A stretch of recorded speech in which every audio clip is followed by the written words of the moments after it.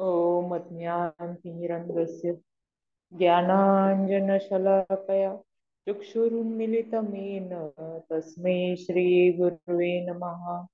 नमो विष्णुपदाय कृष्णप्रेष्ठाय भूतले श्रीमते भक्तिवेदांत स्वामिनिति नामिने नमस्ते सरस्वते देवे गौरवाणी प्रचारिणे निर्विशेष शून्यवादी पाश्चात्य देशतारिणे। जय श्री कृष्ण चैतन्य प्रभु नित्यानंद श्री अद्वैत गदाधर श्रीवासादि गौर भक्त वृंद वांछा कल्पतरुभ्यश्च कृपा सिंधुभ्येव च पतितानां पावनेभ्यो वैष्णवेभ्यो नमो नमः। हरे कृष्ण कृष्ण कृष्ण हरे हरे, हरे राम राम राम हरे हरे। सर्व वैष्णवींना माझा प्रणाम। आज भगवद्गीता अध्याय 11वा आणि श्लोक पहिला। आज आपण अध्यायाची सुरुवात करणार आहोत। आजच्या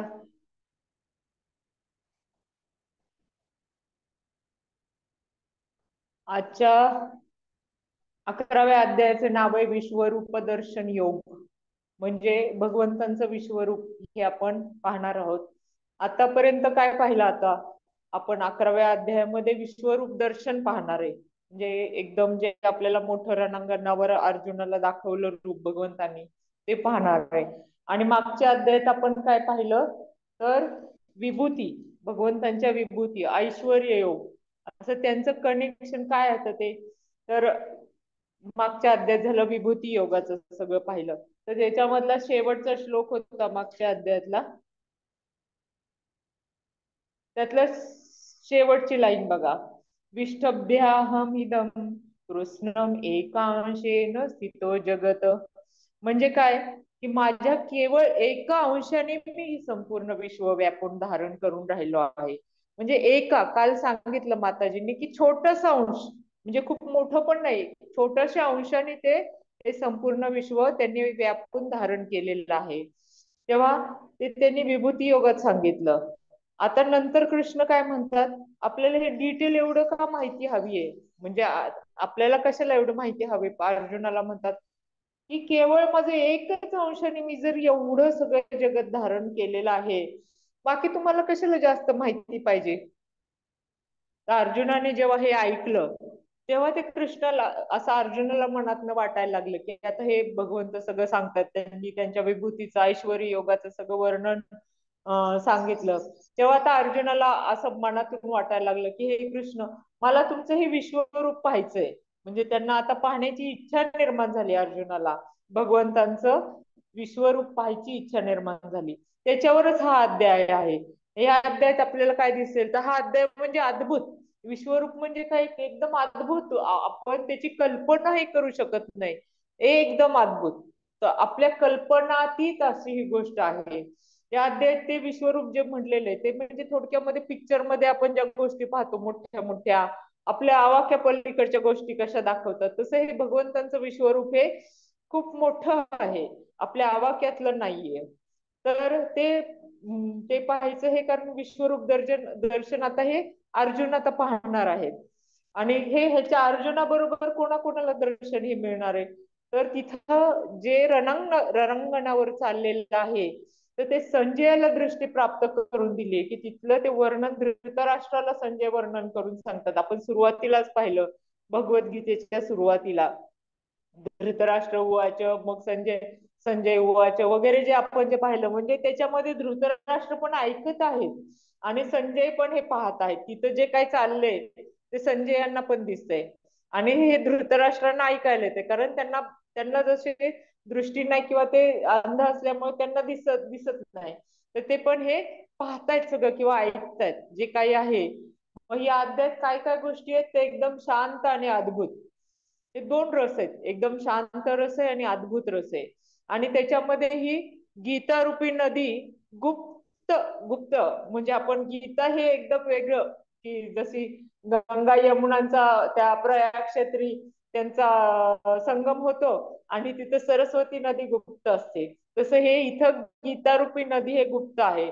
म्हणजे हा त्रिवेणी संगम झाला की नाही, हा त्रिवेणी संगमच झाला. म्हणून खरोखर हा अध्याय म्हणजे आपल्या दृष्टीने कसं कैवल्य योग आहे. कैवल्य म्हणजे काय, एकदम.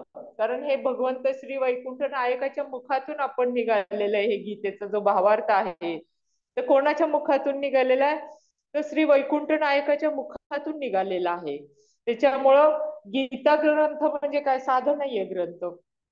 हा गीता ग्रंथ हा की वेदांनी, ह्या वेदांनी ज्या परमात्म्याचं प्रतिपादन केलेलं आहे, परमात्मा भगवान कोण आहे हे ते जे वेदांनी सांगितलेलं आहे, तो परमात्मा श्रीकृष्ण. म्हणजे वेदांनी ज्याचं परमात्मा म्हणून वर्णन केलेलं आहे, तो परमात्मा श्रीकृष्ण आपल्याला ह्या ग्रंथाचा वक्ता आहे. म्हणजे ते हे गीता ग्रंथ सांगतायत. कुठं, तर त्या रणांगणावरती, महाभारताच्या युद्धभूमीवरती ते सांगतायत. आणि अर्जुन हे ऐकतात. आणि अर्जुनाबरोबर संजय पण हे पाहतात. तिथं जे काय घडतंय ते संजयांना दिसतंय. आणि ते सगळं संजय धृतराष्ट्राला वर्णन करून सांगतात. त्यामुळे हे संपूर्ण जग हे ईश्वररूपी आहे. म्हणजे असा अनुभव सगळ्यांनाच येतो. आपल्यालाही आलेला आहे ईश्वररूपी. तो विभूती योगामध्ये आपण पाहिलेलं आहे की ईश्वररूपी कसं संपूर्ण जग आहे. संपूर्ण जगातल्या श्रेष्ठ गोष्टी म्हणजे मी, असं मागच्या अध्यायामध्ये भगवंतांनी सांगितलेलं आहे. आता हा जो आपण अध्याय पाहणार आहे, हा अर्जुनाला त्याच्या बाह्य दृष्टीलाही तसाच अनुभव आलेला आहे. अर्जुनाला की हे सगळं त्यांनी ऐकलं पाहिलं, पण त्याच्या मनातली इच्छा काय आहे, ती इच्छा देवाला सांगण्याचं त्याला आता जरा संकट पडलं की मी कसं देवाला सांगू. कारण हे गुह्य गुह्य एकदम गुह्य ज्ञान आहे, परम गुह्य असं म्हटलेलं आहे ह्याला. हे की ते कसं म्हणणार अर्जुन की हे मला तुमचं विश्वरूप दाखवा म्हणून.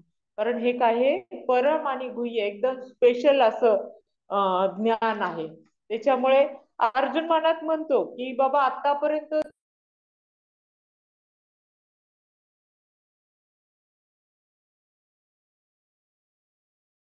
भक्त असतील की त्यांनी हे कोणत्याही भक्ताने विचारलेलं नाही आतापर्यंत की हे कसं आहे, काय चांगलं आहे का, एवढी सलगी कोणी दाखवलेली. भगवंतांच्या भक्तांमध्ये श्रेष्ठ म्हणजे लक्ष्मी माता भगवंतांच्या सतत सानिध्यात असतात, त्या पाय चेपत असतात. तरी त्यांनी काय विचारलेलं नाही, असा प्रश्न विचारलेला नाही. किंवा त्यांच्यापेक्षा जास्त गरुडजी असतात, गरुडजी त्यांची एवढी सेवा करतात. पण ते सेवेची बरोबरी करू शकतं का, अर्जुन करू शकत नाही किंवा कोणीच करू शकत नाही. त्यांनी पण विचारलं नाही. सनकादिक ऋषींनी पण हा प्रश्न विचारला नाही. किंवा गोकुळातले लोक आपण किती पाहिले, गोकुळातले व्रज धामातली लोक किती भगवंतांना श्रेष्ठ आणि प्रिय आहेत, त्यांनी तरी विचारलं का. तसंच आता हे अर्जुनाला प्रश्न पडलाय की आता मी कसं विचारू, असं म्हणजे हे भगवंतांना कसं विचारू. पण भगवंत हे कसं गायीसारखे, जसं वासराला पाहून गाय आपलं एकदम प्रेमाने जागी होते, तिच्या वासराला पाहिलं की एकदम उडी मारून उभी राहते आणि मग ती वासराला प्यायला देते. ते पीत असताना कधी ती पाळणा चोरते का, बाबा असं कधी झालंय का की वासरू पितय आणि ती गाई पाना चोरते.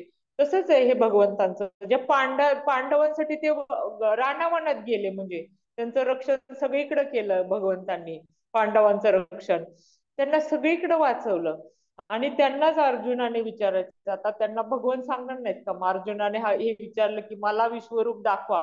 इतके अर्जुन श्रेष्ठ आहेत म्हणजे त्यांच्या दृष्टीने, भगवंतांच्या दृष्टीने. पांडवांचं त्यांनी सर्व पाहिलेलं आहे.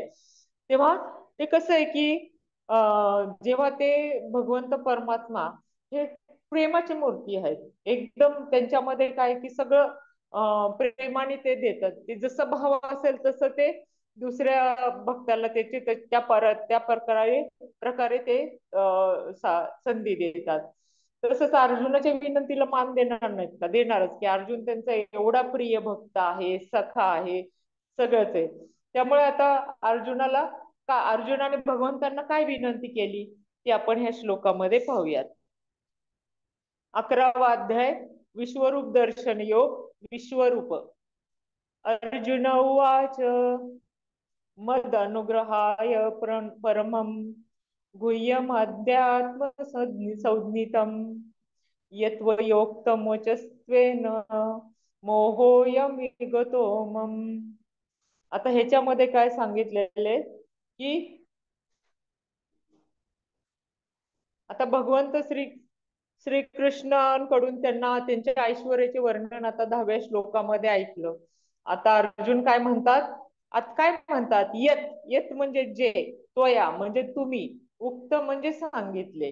काय सांगितलं वचन, कुठलं वचन सांगितलं ते, त्याच्यामुळे काय झालं, तुमच्याकडून ऐकल्यानंतर, भगवंतांच्याकडून ऐकल्यानंतर मत अनुग्रह आहे, म्हणजे माझ्यावर अनुग्रह करून, अर्जुन म्हणतात की माझ्यावर अनुग्रह करून परमम गुह्यम म्हणजे अध्यात्मातलं श्रेष्ठ असं जे परमम गुह्य आहे ते तुम्ही मला काय दिले, तर परमम गुह्य असं आध्यात्मिक ज्ञान दिलं असं अर्जुन भगवंताला म्हणतात. तुम्ही मला काय दिलं, एकदम श्रेष्ठ असं आध्यात्मिक ज्ञान दिलेलं आहे. आणि हे त्याच्यामुळं ते काय झालं, तुम्ही ज्ञान दिल्यामुळं हे कृष्णा माझा मोह पूर्णतः नष्ट झाला आहे. या बाबतीतला म्हणजे कशाच्या बाबतीतला ते पाहूयात. आता अर्थ वाचू याचा. अर्जुन म्हणाला, या परमगुह्य आध्यात्मिक विषयाबद्दल तुम्ही कृपावंत होऊन जे उपदेश दिले आहेत ते ऐकून माझा मोह नष्ट झाला आहे. ते म्हणतात आता माझा मोह नष्ट झाला. आता हे कसलं हे म्हणजे आता हे तात्पर्य वाचण्या अगोदर आपल्याला कुठला मोह होता अर्जुनाला, कशाबद्दल ते बोलतायत की इतका मोठा माणूस आहे अर्जुन, भगवंतांचा सखा आहे, मित्र आहे, भगवंतांनी त्यांचं सगळीकडे रक्षण केलेलं आहे, तरी मग त्याला मोह असायचं काय कारण आहे, भ्रम असायचं काय कारण आहे. तर ते काय म्हणतात की हे माझा मोह तुम्ही नष्ट झाला, पूर्णतः नष्ट झाला. तर कुठला मोह, तर 10व्या अध्यायात त्यांनी श्लोक नंबर 17 मध्ये सांगितलेला आहे. काय आहे तो, कथम विद्यामहम योगीं स्वा सदा परिचिंतयन केषु केषु च भावेषु चिंत्य योसी भगवन्मयाः. याचा अर्थ, हे योगेश्वर कृष्ण, मी तुमचे कसे निरंतर चिंतन करावे. आता ते भगवंतांना जो काय त्यांना काय भ्रम आहे तो हा हा आहे की मी तुमचे कसे चिंतन करावे आणि मी तुम्हाला कसे जाणावे. हे भगवान कोणकोणत्या विविध रूपात मी तुमचे स्मरण करावे. यावरून असं समजतं की आपल्याला ह्या श्लोकावरून असं समजतं की अर्जुनाला किती संभ्रम झाला आहे. कशावरून, की कसे भगवंत भगवंत तुला कसं जाणावं आम्ही, काय अर्जुन म्हणतात की तुला कसं जाणावं, तुला कसं समजावं, आणि तुला कुठे कुठे कोणत्या रूपामध्ये, कुठे कुठे कोणत्या रूपामध्ये आपण पाहावं असं आहे.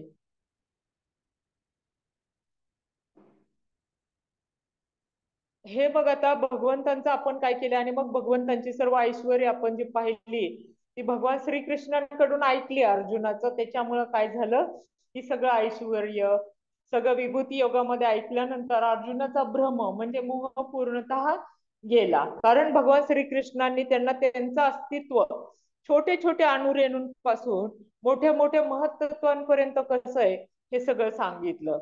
म्हणजे आपल्याला माहित आहे की आपण काल पण ऐकलं की भगवंतांनी कशी सृष्टीची निर्माती केली, महाविष्णू कोण, किंवा कृष्णांपासून महाविष्णू आलेत, विष्णूंपासून मग पुढचे क्षीरोदकशाही, गर्भोदकशाही, म्हणजे ते कारणोदकशाही महाविष्णूंना म्हणतात.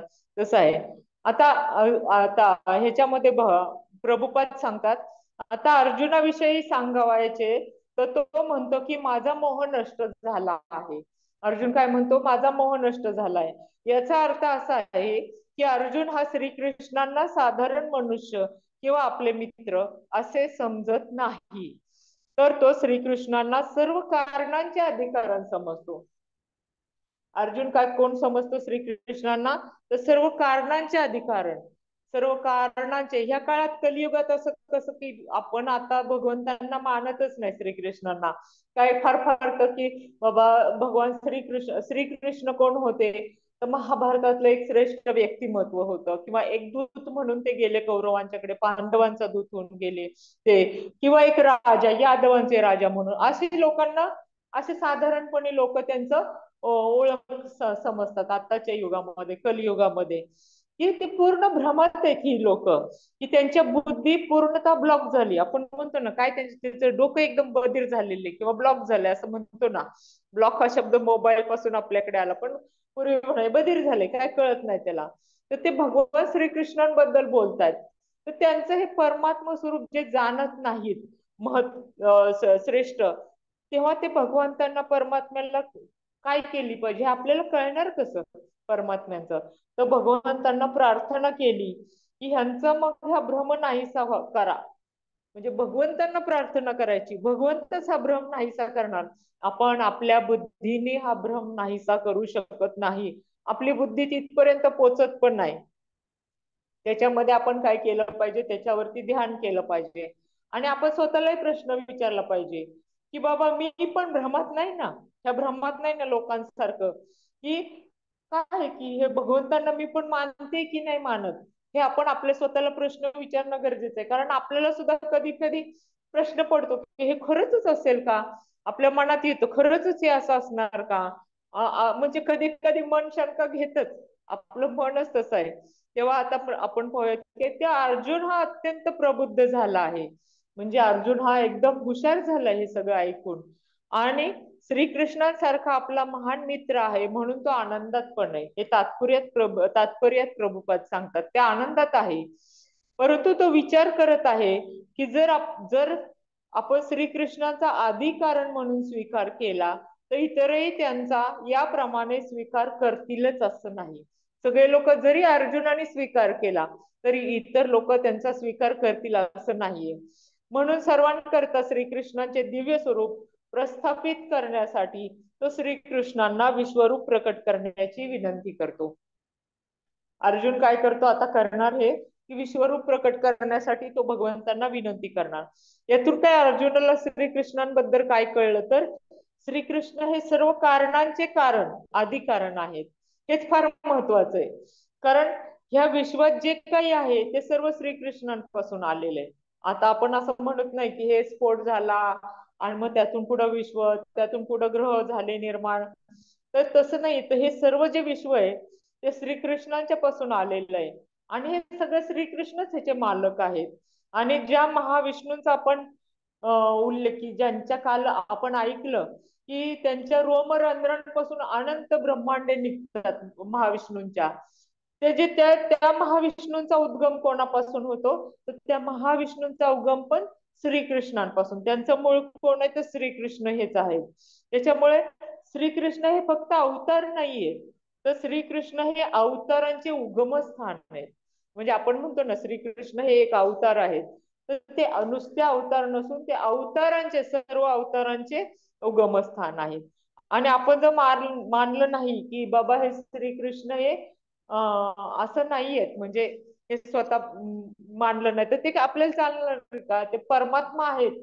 तर हे कशासाठी परमात्मा आहे ते तर आपण कसं मग मानलंच नाही भगवंतांना की ते परमात्मा आहेत. तर आपण जप कसं करणार, म्हणजे महामंत्राचा जप कसा करणार, कुणाचं नाव घेणार. आपल्याला जर भगवंतच नाही मानायचं तर आपण कोणाचं नाव घेणार. हा. आणि जप नाही केलं, श्रीकृष्णांना मानलं नाही, तर असं म्हणतात की मृत्यू समयी म्हणजे शरीर सोडताना भगवंताची आठवण आपण केली पाहिजे का, तर आपण ते भगवत धामाला जाऊ. जर समजा आपण आठवणच केली नाही, आपल्याला माहितच नाही, आपण मानतच नाही भगवंतांना, तर काय होणार मग. आपण नाव तरी कसं घेणार भगवंतांचं. म्हणजे काय आपलं परत ये रे माझ्या मागल्या, पुन्हा आपलं जन्म मरणाचं, पुन्हा आपण त्या फेऱ्यामध्ये अडकणार. पुन्हा मायादेवी आपल्यावरती घालून आहेतच सगळं. आपला उद्धार कसा होणार ह्याच्यातून. त्याच्यामुळे आपल्याला काय केलं पाहिजे, आपल्याला हे सर्वांनी जाणलं पाहिजे. जसं अर्जुनाचा मोह नष्ट झाला तसं आपल्याला मोह नष्ट करण्यासाठी काय केलं पाहिजे तर सतत हरे कृष्ण महामंत्राचा जप केला पाहिजे. आणि हा जप केला, महामंत्राचा जप केला तर आपल्याला त्यांचं महत्व कळेल की काय आहे काय नाही. आपल्याला कृष्ण म्हणजे किती सुंदर रूप दिसतो की त्यांनी असं मस्त मोरपंख लावलेला आहे. त्यांच्या गळ्यामध्ये वैजयंती माला आहेत वेगवेगळ्या, कमरेला पीतांबर आहे, मस्त बासुरी घेऊन पाय आपण, आपल्याला किती ते साजिर रूप आपण पाहत असतो ना, ते मोहक रूप आपण पाहत असतो भगवंतांचं. आणि विश्वरूप म्हणजे त्याच्या एकदम विरुद्ध. आपण जे सुंदर मस्त असं जे भगवंतांचं रूप पाहतो त्याच्यापेक्षा एकदम वेगळं कुठलं, हे विश्वरूप. मग ध्यानात घेतलं पाहिजे की आपण सहज भगवंतांना शरण गेलं पाहिजे, त्यांच्या चरणांचा आश्रय गेला तरच आपल्याला हे विश्वरूपाचं हे महती कळणार, तरच ह्या भगवंतांच्या ह्या रूपाचं पण आपल्याला महत्व कळणार, नाही तर कळणार नाही. भगवंतांची प्रचिती आपल्याला त्यांच्या भगवंतांच्या चरणांचा आश्रय घेतल्याशिवाय येतच नाही. आपली बुद्धी तिथपर्यंत पोहोचत नाही. आपली बुद्धी इथून पुढे पोहोचणार नाही तर आपण इतक्या लांबचा दूरदृष्टीचा विचार करणं अवघडच आहे. आपल्याला हे जर करायचं असेल, आपल्याला जर श्रीकृष्णांना जाणायचं असेल तर आपल्याला भगवंतांची कृपाच पाहिजे. ती जर कृपा नसेल तर आपण श्रीकृष्णांना पण जाणू शकत नाही. हेच त्यांनी 10व्या अध्यायातल्या श्लोक नंबर 11 मध्ये सांगितलेलं आहे. तो श्लोक आहे तेशाम तेशाम अनुकंपार्थ असा श्लोक आहे. पुढचं मी वाचत नाही, त्याचा अर्थ वाचते. त्यांच्यावर विशेष अनुग्रह करण्यासाठीच, म्हणजे ज्या कोणाच्या आपल्या सारख्यांच्यावर अनुग्रह करण्यासाठीच त्यांच्या हृदयात वास करणारा मी, म्हणजे आपल्या हृदयात जे परमात्म रूप आपण आतापर्यंतच्या सगळ्या विभूती योगात पण वाचलेलं आहे, ऐकलेलं आहे की विषय त्यांच्या हृदयात वास करणारा मी ज्ञानरूपी तेजस्वी दीपाने, म्हणजे त्यांचं कसं आहे, त्यांचं ज्ञान रूप आपल्याला कसं ते आपल्या मनातला अंधकार, अंतःकरणातला अंधकार कसं बाहेर काढतात, तर त्यांच्या ज्ञानरूपी तेजस्वी दीपाने अज्ञानामुळे उत्पन्न झालेल्या अंधकाराचा नाश करतो. हे आपण मागच्या अध्यायात पाहिलं. विभूती योगामध्ये 11वा श्लोक आहे, 10व्या अध्यायातला 11वा श्लोक तुम्ही नंतर पहा. ही खूप सुंदर आहे. त्याच्यामुळं हे आपल्याला जर भगवंतांना जाणायचं असेल तर कृष्ण कृपेशिवाय आपल्याला या अज्ञान अंधकाराचा नाश होऊ शकत नाही. तेव्हा भगवंतांनी आपल्याला सांगितलेलं आहे की जर त्यांना जाणायचं असेल तर आपण काय केलं पाहिजे, तर भागवत कथा ऐकली पाहिजे. कारण की कृष्ण कथा ऐकल्याने आपण भगवंतांना जाणू, असं म्हटलेलं आहे की ह्या जे जेव्हा आपण सतत सतत भगवंतांच्या कथा ऐकल्या, भागवत कथा ऐकली किंवा भगवद्गीता जी भगवंतांनी आपल्याला सांगितलेली आहे, म्हणजे आपल्याला म्हणजे अर्जुनाला सांगितले, त्या अर्जुनाला माध्यम धरून आपल्याला सांगितले, त्यांनी काय होतं, आपल्या अंतःकरणातील धुळीचा नाश होतो. आणि मग काय, मग हेच आपल्याला चैतन्य महाप्रभू म्हणजे भगवान श्रीकृष्ण चैतन्य महाप्रभू असं आपण त्यांना म्हणतो, कारण चैतन्य महाप्रभूंच्या रूपाने भगवान श्रीकृष्ण हे आपल्याला नाममंत्र द्यायला आलेले आहेत. त्यांनी अवतार घेतलेला आहे चैतन्य महाप्रभूंच्या रूपाने. आणि त्यांनी जे श्लोक सांगितला त्यातला पहिला श्लोक ते सांगतात, चेतोदर्पण मार्जनम भव महादावाग्नी निर्वापनम श्रेय श्रेय कैरव चंद्रिका वितरणम विद्यावधू जीवनम आनंद अंबुदिवर्धनम प्रतिपदम पूर्णामृता स्वादनम सर्वात्म स्नपनम परम विजयते श्रीकृष्ण संकीर्तनम. म्हणजे काय, तर हृदयात वर्षानुवर्ष साचलेली जी धूळ आपल्या आहे चढलेली, म्हणजे परत परत परत परत आपण हे जन्म मृत्यूच्या ह्याच्यात अडकल्यामुळं, का अडकलो, तर आपण भगवंतांचं स्मरण नाही केलं, भगवंतांना शरण नाही गेलो. आपली इच्छा व्यक्त आहे की मला परत हा जन्म पाहिजे, मग मला पुढच्या जन्म असा पाहिजे, आपल्या इच्छानुसार आपण जन्म घेत आलेले आहे. त्याच्यामुळे आपल्या त्या अंतःकरणातल्या त्या आत्म्यावरती खूप धूळ साचलेली. त्याच्यासाठी काय भगवान श्रीकृष्ण चैतन्य महाप्रभू सांगतात की वर्षानुवर्षे ही धूळ साठलेली आहे, तर ती धूळ धुवून टाकणाऱ्या, म्हणजे ही धूळ कशाने, आपल्या हाताने आपण नाही काढून धुऊ, आपल्याला आत्माच कुठे ते माहिती नाहीये, आपण फक्त ऐकतो. मग ते जाताना सुद्धा आपल्याला दिसत नाही. किती त्याच्यावर लोकांनी संशोधन केलं की हे माणसाचा मृत्यू होतो म्हणजे नक्की काय होतं, अगदी एवढे सगळे शोध घेतले तरी कोणाला त्याचा थांग पत्ता लागलेला नाही, इतका तो सूक्ष्म असतो. कुठून जातो, कसा जातो, मृत्यू कसा होतो, हा शरीर सोडून कोण जातं, कोणालाही अजून हा तपास लागलेला नाही. त्याच्यामुळं ह्या आत्म्यावर साचलेली धूळ तर केव्हा आपल्याला दिसणार. पण जे सांगतायत ते तरी आपण ऐकलं पाहिजे की ही वर्षानुवर्ष जी धूळ साचलेली आहे ती धुवून टाकणाऱ्या, म्हणजे त्या साचलेली धूळ धुवून टाकणाऱ्या आणि बद्ध जीवनाच्या जन्म मृत्यूच्या दावाग्नीचे शमन करणाऱ्या, आपण हे परत परत जन्म मृत्यू रूपी आपण जे चक्रामध्ये अडकतो, ते दावाग्नीचं शमन कोण करणार? तर करणाऱ्या श्रीकृष्ण संकीर्तनाचा विजय असो. कोण सांगतात? चैतन्य महाप्रभू सांगतात की आपण सतत जर आपण नामस्मरण केलं तर तरच ही आपल्या आत्म्यावरती कायम जे परत परत जन्म घेऊन परत परत साठलेली धूळ आहे ती धुवून टाकली जाते. कशाने? हरे कृष्ण कृष्ण कृष्ण हरे हरे, हरे राम राम राम हरे हरे. सतत जेव्हा आपण नामस्मरण करू तेव्हा कुठे ती हळूहळू निघून जाणार हे आपल्याला चैतन्य महाप्रभू सांगतात. अर्जुन सुद्धा काय करतात? स्वतः श्रीकृष्णांच्याकडून स्वतः कथा ऐकतात. म्हणजे किती त्यांचं भाग्य आहे की ते इतके भाग्यवान आहेत की ते स्वतः भगवंत परमात्म्याकडून ते सगळी कथा ऐकतात किंवा गीत ऐकतात. मग अर्जुनाचा भ्रम आणि मोह कसा राहणार हो?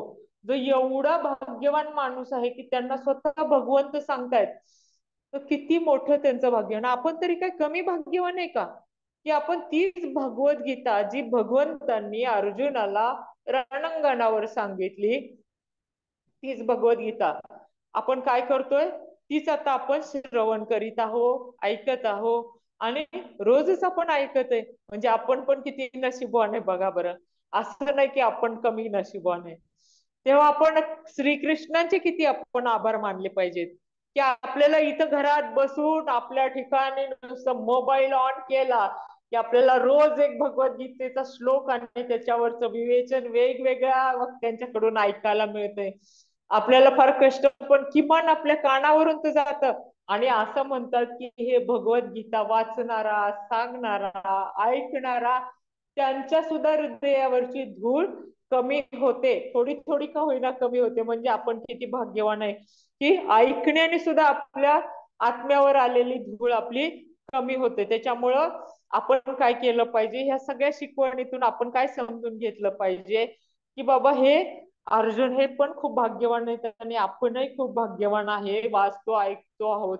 त्याच्यामुळं आपण पण खूप नशीबवान आहे. आपण म्हणून चालणार नाही की मी नशीबवान नाही किंवा माझं नशीबच असतं. आपल्याला बरेचदा म्हणायची सवय असते, नाही माझं नशीबच खराब आहे, माझं असं. तसं नाही, आपण पण खूप नशीबवान आहे की आपल्या कानावर भगवद्गीता पडते आणि आपण त्याचं श्रवण करतोय. म्हणजे आपण काहीतरी मागच्या जन्मामध्ये खरंच खूप चांगलं पुण्य केलंय म्हणून आपल्याला हे ऐकायला मिळतंय.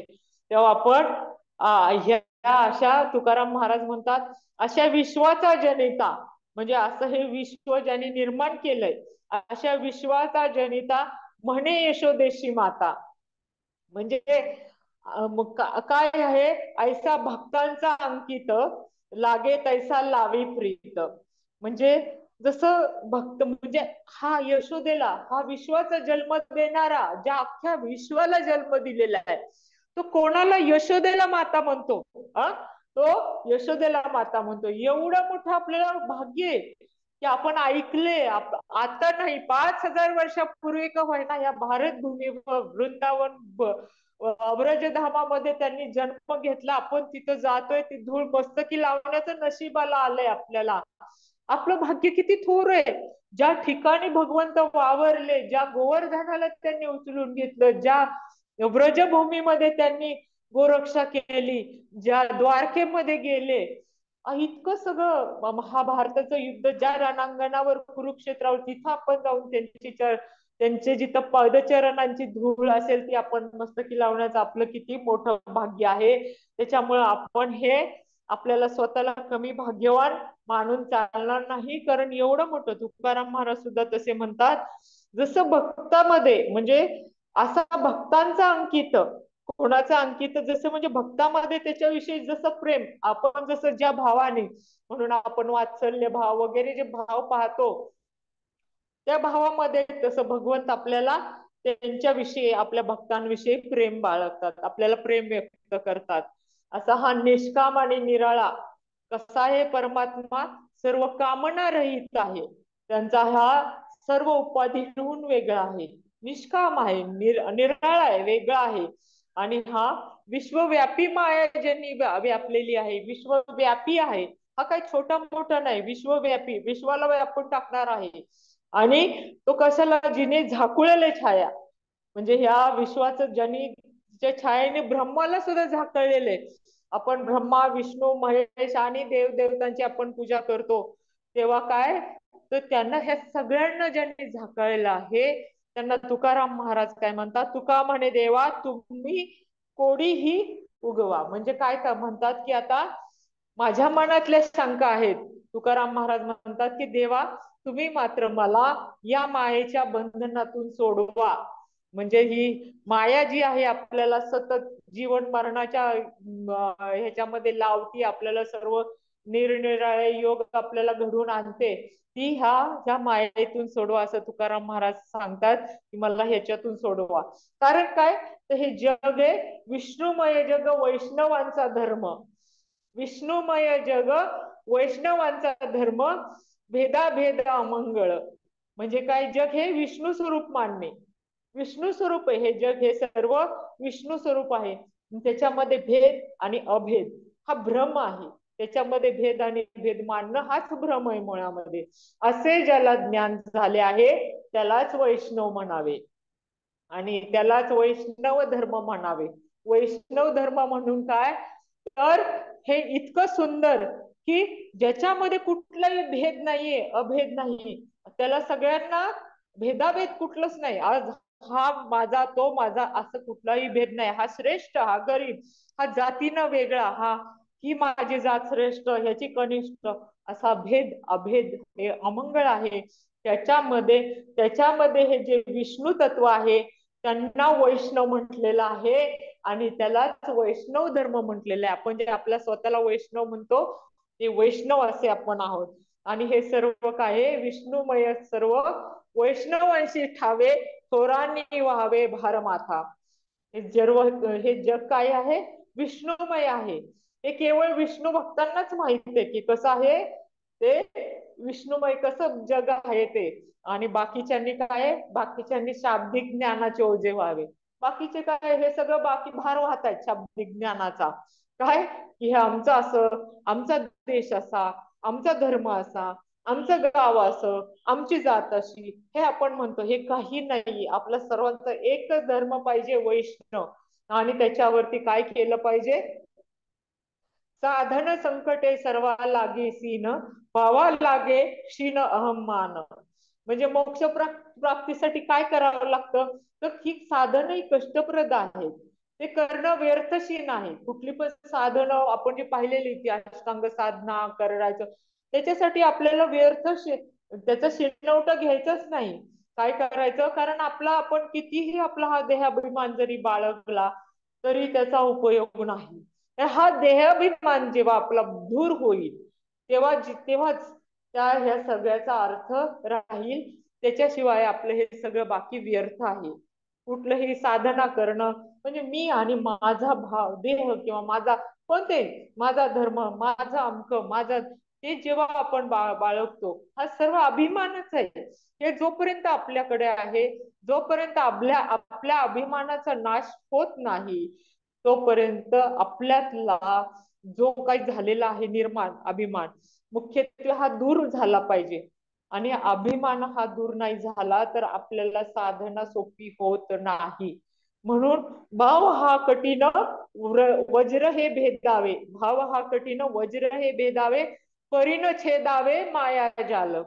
इंद्राच्या वज्राचा नाश करणे पण सोपं आहे हे तुकाराम महाराज म्हणतात की इंद्राच्या वज्राचा नाश करणे पण सोपं आहे, परंतु माया जाळाचा छेद करणे अवघड आहे. आपण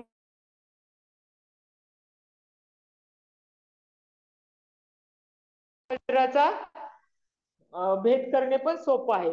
तेव्हा तुकाराम महाराज काय म्हणतात, तुका म्हणे वर्म भजनेची सापडे, येरांसी तो पडे ओस दिशा. तुकाराम महाराज म्हणतात की परमात्माचे गुह्य काय आहे, या सर्व परमात्माचे गुह्य एकच आहे की भजन केल्याने आपल्याला सापडतं. म्हणजेच काय, म्हणून काय करायचं, कुठलं भजन करायचं, महामंत्राचं भजन करायचं, कीर्तन करायचं. काय म्हणायचं, हरे कृष्ण कृष्ण कृष्ण हरे हरे, हरे राम राम राम हरे हरे. बाकीच्यांना दिशा ओस पडल्या, म्हणजे बाकीच्यांसाठी त्या सगळ्या दिशा ओस पडलेल्या आहेत. भक्ती विन सर्व व्यर्थ आहे. म्हणजे भक्ती नाही केलं तर तुमचं जीवन पण व्यर्थ आहे. तेव्हा आपल्याला ह्या विश्वरूपाची सुरुवात आहे हे थोडक्यामध्ये भगवंतांना जाणण्यापासून आहे. आपण भगवंतांना जाणण्याचा प्रयत्न करूयात. उद्या पुन्हा विश्वरूपाच्या दुसऱ्या श्लोकाचं सुंदर वर्णन आपल्याला ऐकायला मिळेल. तेव्हा सर्वांनी अशा मोठ्या संख्येने उद्याचं ऐकण्यासाठी जॉईन व्हा. ह्याच्यामध्ये काही काही जर चुकलं असेल तर ते माझं समजा चुका सर्व माझ्या पोटात घालून घ्या आणि मला माफ करा. धन्यवाद. कोणाला काही विचारायचं असेल, कोणाला आपली मतं व्यक्त करायची असेल तर अनंगोपी माताजी. हरी बोल, हरी हा. बोल. हो हो हो हो हो. हा, सगळ्यात आधी माताजी आमच्या सगळ्यांकडून तुम्हाला वाढदिवसाच्या अनेक अनेक अनेक अनेक शुभेच्छा. किती छान धन्यवाद योग जुळून आला. मस्त योग जुळून धन्यवाद. आला एकदम. येस, छान छान खरंच छान. ना. तर खूप छान वैष्णव सदाचार आणि सगळं संतांच्या ह्याच्यामध्ये नेहमीप्रमाणेच खूप छान लेक्चर घेतलं. खूप खूप आभारी आहे. आणि तुम्हाला खूप छान आरोग्यमयी कृष्णमयी आयुष्य लाभो आणि आम्हाला तुमच्याकडून खूप काळ असं छान छान ऐकायला मिळो ही भगवंतांच्या चरणी प्रार्थना. थँक्यू. कोणाला धन्यवाद काही प्रश्न माताजी. असतील तर प्लीज प्लीज प्लीज आस्क. तुमचं अनम्यूट करावं लागेल ना माताजी.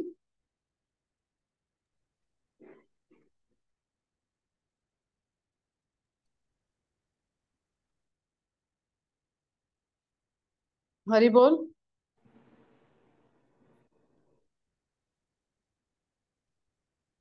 बहुधा. हरे कृष्णा. दंडवत हरी बोल बोल. प्रणाम माताजी. आणि सगळ्या दंडवत. भगिनींना पण नमस्कार, दंडवत प्रणाम. आणि तुमचा खूपच छान झाला क्लास आणि आवडतो आम्हाला. सगळे स्पीकर्स उत्तम आहेत आणि I am really enjoying and relishing this divine nectar. Thank you very much.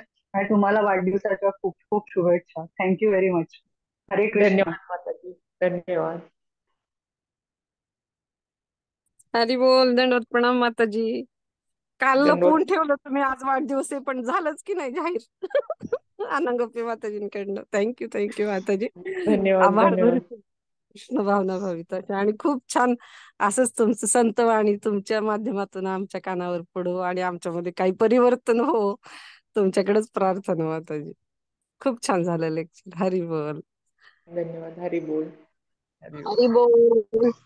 वाढदिवसाच्या खूप शुभेच्छा माताजी. धन्यवाद. धन्यवाद. मी विचार करत होते विश्वरूप मध्ये अभंग कसं काय सांगणार. पण पण तुम्ही कुठूनही अभंगाशिवाय होणारच नाही तुमचं लेक्चर. थँक्यू. आपल्या एवढं संतांनी दिलंय आपल्याला मग.